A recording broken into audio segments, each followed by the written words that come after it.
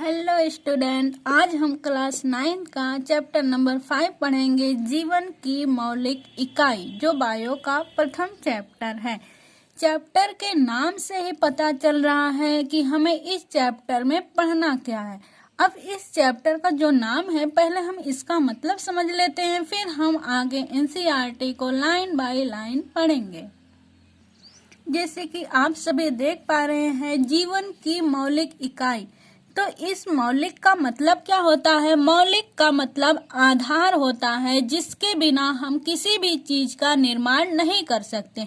जैसे अगर मैं आप लोग से कहूँ कि आप लोग को एक केक बनाना, लेकिन केक बनाने के लिए हम आपको आधार नहीं रखेंगे, आधार नहीं देंगे। जैसे आप सभी केक खाए होंगे, केक जानते हैं कि केक क्या क्या होता है। मैदे का एक बेस होता है, फिर उसी पे टॉफी, चीज वगैरह जो भी मटेरियल रहता है, उस मैदे के बेस पे रख के केक को बनाएंगे। अगर मैं आपसे कहूँ कि मैं आपको बेस नहीं दे रही, लेकिन आप लोग को केक बनाना है, तो आप लोग कहेंगे ये क्या मैम, बिना बेस के हम टॉफी, चीज अपने किस चीज पे रखेंगे, कैसे हम केक को बनाएंगे? तो क्या है मौलिक? क्या यानी इसके बिना हम, ये जो आधार है, आधार के बिना हम केक का निर्माण नहीं कर सकते हैं। तो मौलिक का मतलब क्या हो गया? आधार हो गया। अब देखिए, मौलिक का मतलब आधार एक ऐसी चीज होती है जिस पे हम रख के कोई भी चीज क्या करते हैं, निर्माण करते हैं, जिसके बिना हम किसी भी चीज का निर्माण नहीं कर सकते हैं।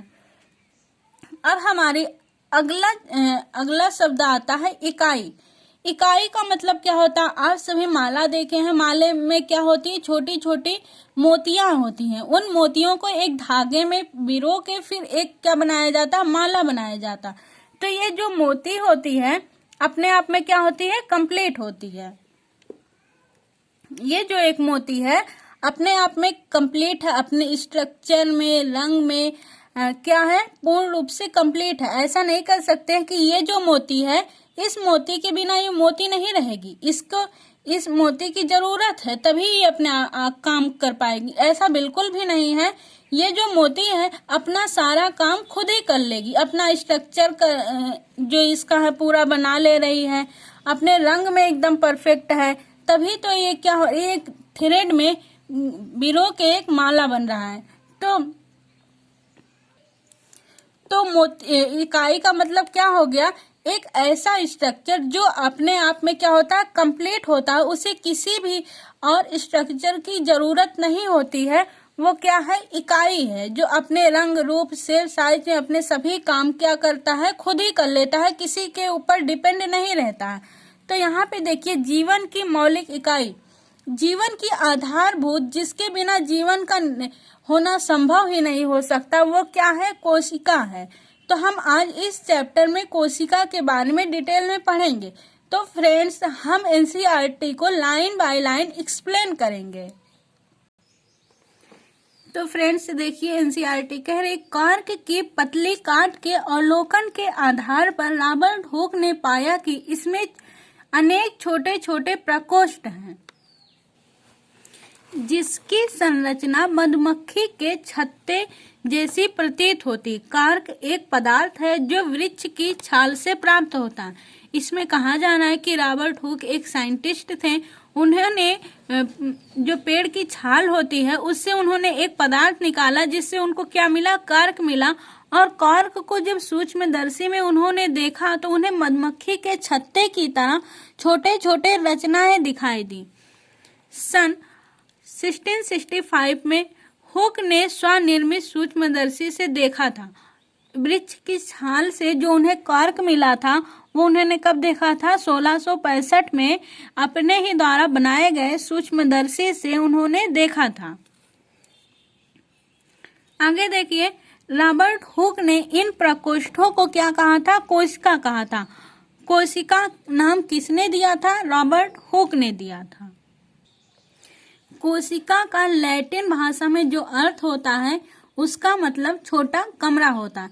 जो हम अभी उपरोक्त घटनाएं देखें, यानी हम जो भी पहले पढ़े कि रॉबर्ट हुक ने कोशिका की खोज की थी, ये तो हमें तो ऐसे लग रहा हो कि उन्होंने कुछ देखा और उसका नाम रख दिया। तो इसको हम बच्चों का भी नाम रखते हैं, तो इसमें कौन सी बड़ी बात हुई। लेकिन ये जो है विज्ञान के इतिहास में क्या है, एक महत्वपूर्ण घटना थी। इसके बाद जब कोशिका की खोज रॉबर्ट हुक ने कर दी थी, उसके बाद कोशिका जो विज्ञान है उसको अलग ही तरीके से पढ़ने लगे लोग, अलग ही नजरिए से देखने लगे।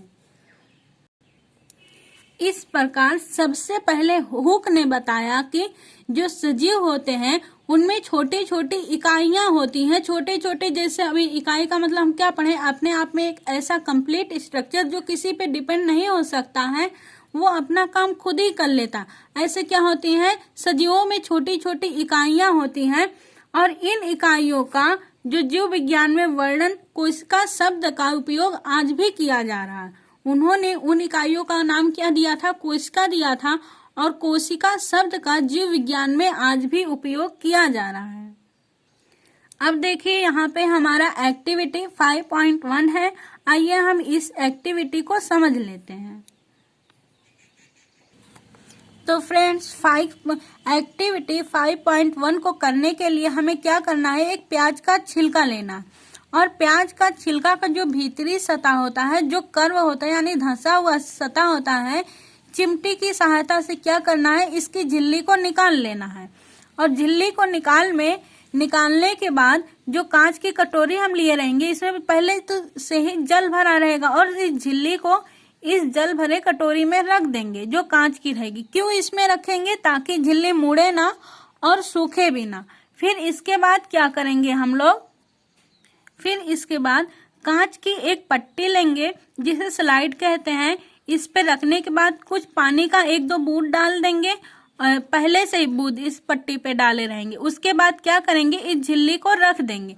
झिल्ली को रखने के बाद सेफ्रानीन या जो सेफ्रामाइन होता है उसका 1-2 बूंद डाल देंगे। डालने के बाद हम क्या करेंगे, इस पे धीरे से क्या करेंगे, कवर स्लिप को लगा देंगे ब्रश की सहायता, और इस कवर स्लिप को ऐसे लगाना है ताकि ये सूखे, ताकि इसमें एयर के बुलबुले ना आ जाए, नहीं तो माइक्रोस्कोप में अच्छे से नहीं दिखेगा। अब माइक्रोस्कोप में इस पट्टी को क्या करेंगे, इस स्लाइड को हम लोग देखेंगे तो हमें कुछ इस तरीके की स्ट्रक्चर दिखाई देंगे। तो फ्रेंड्स, जब इस सूक्ष्मदर्शी में हम क्या करेंगे, उस स्लाइड को रख के यहाँ पे हम लोग देखेंगे तो हमें कैसी स्ट्रक्चर दिखाई देगी, कुछ मधुमक्खी के छत्ते की तरह की कोशिकाएं दिखाई देंगी। देखिए इस तरीके से कुछ हमको प्याज की झिल्ली की क्या दिखाई देंगी, उस माइक्रोस्कोप में सेल्स दिखाई देंगी। इसमें केंद्रक दिखाई देगा, ये पूरी क्या है, कोशिका दिख रही है। इसी तरीके से क्या करेंगे, हम छोटे छोटे और भी प्याज की अलग अलग साइज लेंगे और उसकी स्लाइड बनाएंगे और देखेंगे क्या ये स्ट्रक्चर सेम दिखाई दे रहा है। और आइए हम एनसीईआरटी के प्रश्न का उत्तर भी देते हैं। देखिए एनसीईआरटी कह रहा, हम क्या देखते हैं, क्या हम एक समान संरचनाओं को देखते हैं अथवा भिन्न भिन्न। तो हम प्याज चाहे छोटी लें चाहे बड़ी, जिसका हम स्लाइड बनाए हैं उसका जो संरचना है, जो सेल का स्ट्रक्चर है वो बिल्कुल एक समान है। ऐसा इस पे नहीं डिपेंड करता कि प्याज की साइज छोटी है तो उसके सेल्स भी छोटे हो जाएंगे, ऐसा बिल्कुल भी नहीं। तो ये रचनाएं क्या हैं, आइए इन्हें देखते हैं। ये सभी रचनाएं एक जैसी दिखाई देती हैं। ये सभी मिलकर एक बड़ी संरचना सल्क कंद बनाती हैं, जिसे क्या कहते हैं, प्याज कहते हैं। जो अभी हम प्याज की छोटी छोटी यूनिट से सेल्स को देखे हैं, वे संरचनाएं क्या करते हैं, एक जैसे दिखाई देती, और वो सभी मिलके एक प्याज का पूरा कंद बना लेती हैं, यानी एक पूरा प्याज बना लेती हैं।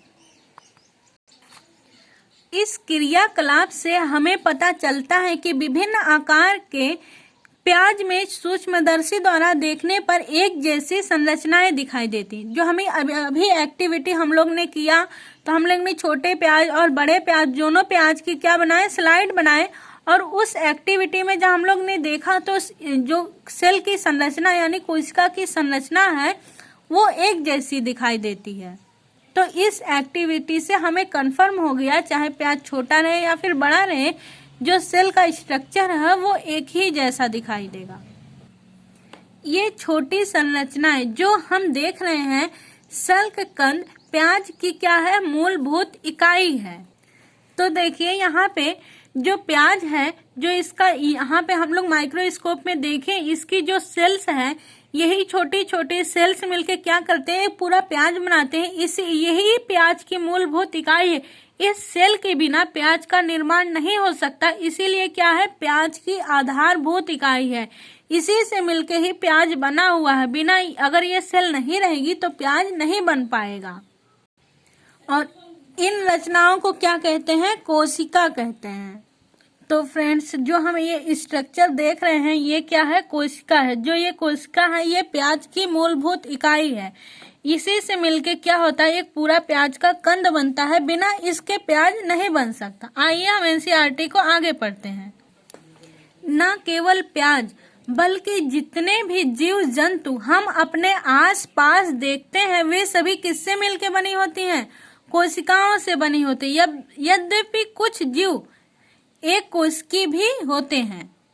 कहने का क्या मतलब है, जो जीव एक कोशिकी होगा यानी वो एक ही सेल की उसकी पूरी बॉडी बनी होगी और उसी से ही वो अपना क्या कर लेता है, सांस ले लेता है, खाना खा लेता है, उत्सर्जन का काम कर लेता है और जनन का भी काम एक ही सेल द्वारा कर लेता है। और ऐसे जीव क्या होते हैं, एक कोशिकी होते हैं। आगे देखिए फ्रेंड, आवर्धन लेंस की खोज के बाद सूक्ष्मदर्शी का आविष्कार संभव हो सका। यानी जब ऐसे लेंस का खोज हो गया जो अक्षरों को बड़ा कर करके दिखाता है, उसके बाद ही क्या हुआ, सूक्ष्मदर्शी का निर्माण संभव हो पाया। यानी उसके बाद ही सूक्ष्मदर्शी बन पाई। यह पता चला कि एकमात्र कोशिका स्वयं में ही एक संपूर्ण जीव हो सकती है। जैसे अमीबा, क्लेमाइडोमोनास, पैरामीशियम, ये सब क्या है, एक ही कोशिका का इनकी पूरी बॉडी बनी होती है और एक ही कोशिका का पूरा जीव होता है। बैक्टीरिया, सभी लोग ये नाम को तो जानते होंगे। पैरामीशियम जो स्लीपर के आकार का होता है, क्लेमाइडोमोनास, अमीबा जिसका आकार निश्चित नहीं होता, ये सब क्या है, एक ही कोशिका के बने हुए हैं। फ्रेंड्स देखिए, ये अमीबा की क्या है, एक पूरी बॉडी है और ये क्या है, इसके स्यूडोपोडिया यानी इसके पैर का काम करते हैं। ये न्यूक्लियस है, ये प्लाज्मा मेम्ब्रेन है और ये फूड वैक्यूल है जिससे क्या करता है, अपने भोजन का पाचन कर लेता है। और ये इसकी पूरी बॉडी कितने सेल की बनी होती, एक ही सेल की बनी होती है।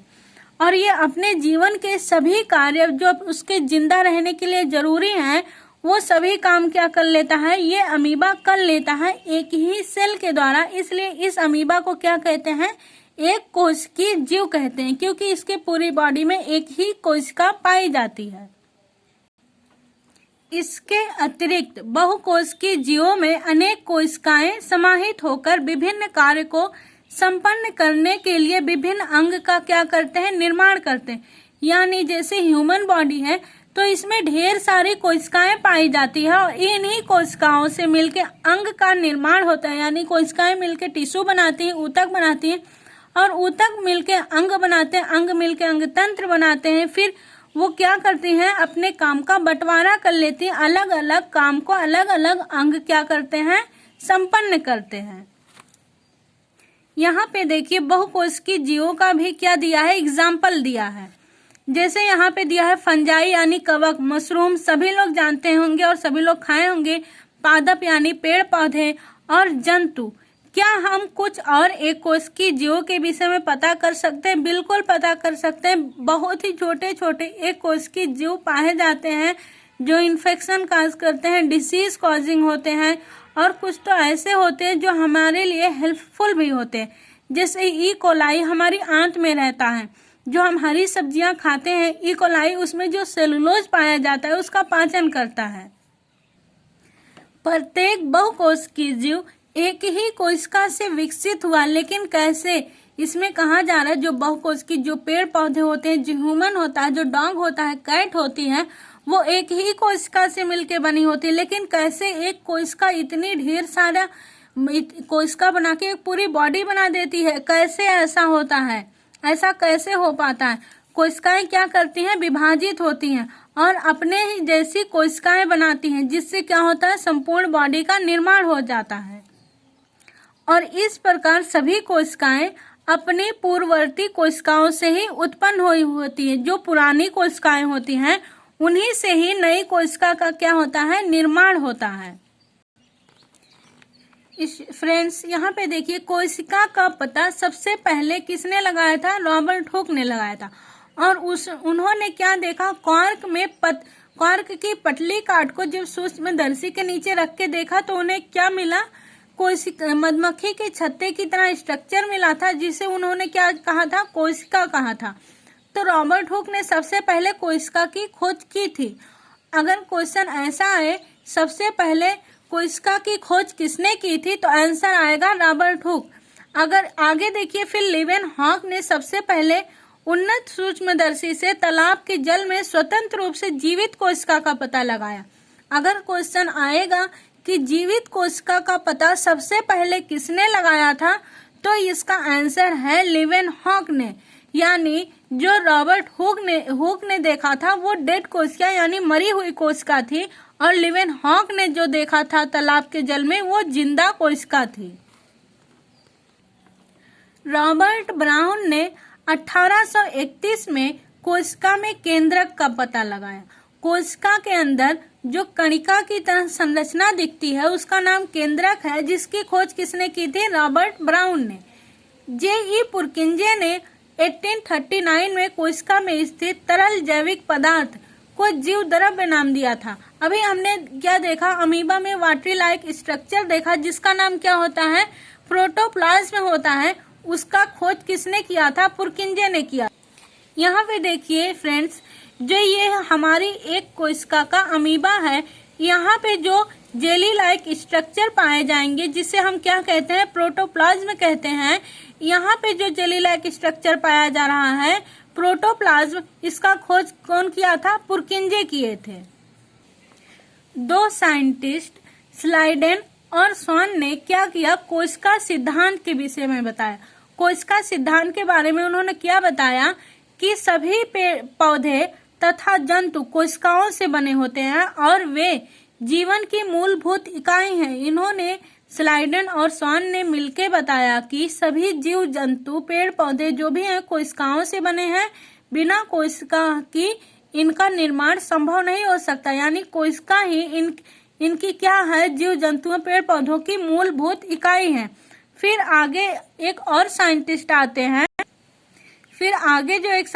आते हैं, उन्होंने स्लाइडेन और स्वॉन से पूछा, सभी जीव कोशिकाओं से ही तो बने होते हैं, लेकिन ये कोशिकाएं आती कहाँ से हैं? तो इसका आंसर उन्होंने नहीं दे पाए, और इसका आंसर रुडोल्फ विर्चो ने बताया कि ये कोशिकाएं अपनी पुरानी ही कोशिकाओं से बनी होती हैं। फिर जब 1940 में इलेक्ट्रॉन सूक्ष्मदर्शी की खोज हो गई, उसके बाद कोशिका के अंदर और भी जो छोटे छोटे कोशिकांग होते हैं उनकी संरचनाओं को समझना और भी ज्यादा आसान हो गया और संभव हो गया।